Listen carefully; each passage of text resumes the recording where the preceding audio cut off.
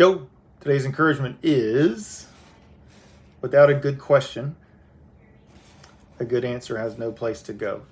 Without a good question, a good answer has no place to go. This comes from Clayton Christensen.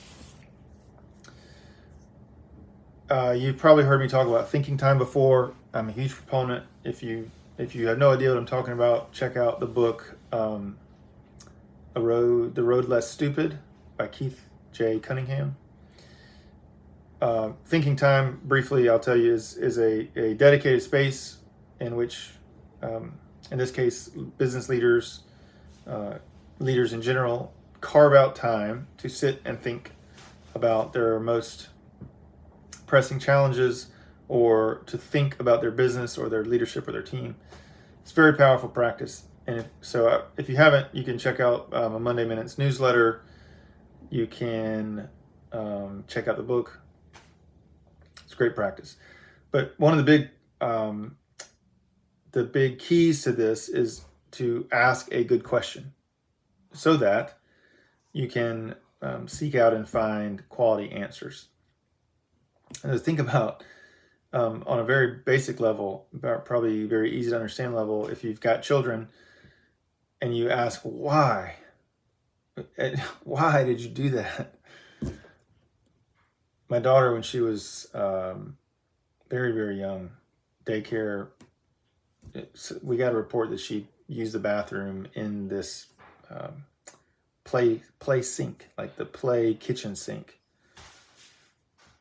And I don't know why it bothered me so much at the time. I don't think it would bother me now, but I was flabbergasted. And she was maybe 4, maybe younger. And I'm looking at her and saying, why? Why did you do that? And I inexplicably would not accept the lack of explanation that she was providing. She was 3 years old. You might have experienced this when you ask such a terrible question like, why? And you get these horrible answers or non-answers, or you don't know what you're looking for, but you don't get what you're looking for because you ask a really bad question. The same is true when we ask questions of our people, and for the purposes of this encouragement, when we ask questions of ourselves. So I'd like to encourage you to consider, as you're pondering and trying to solve problems, to start with a good question. A couple of encouragements.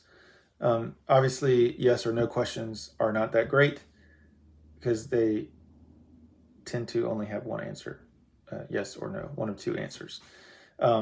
Should I do this or should I do that? Right? What are the benefits of X and what are the benefits of Y? What might I be missing in blah, blah, blah, blank, blank, blank?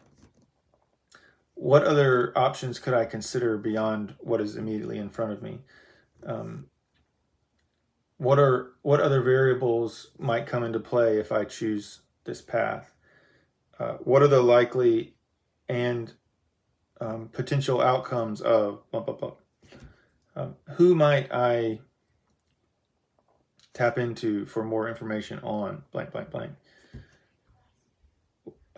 Where are we falling short of our standards and how might we fix this?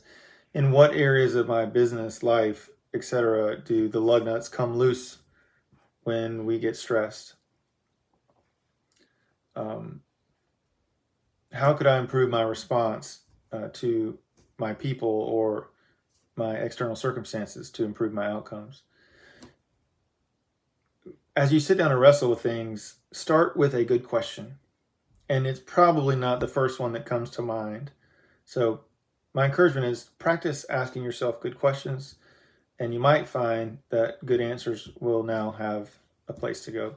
Hey, as always, pulling for you. Look forward to talking to you next time.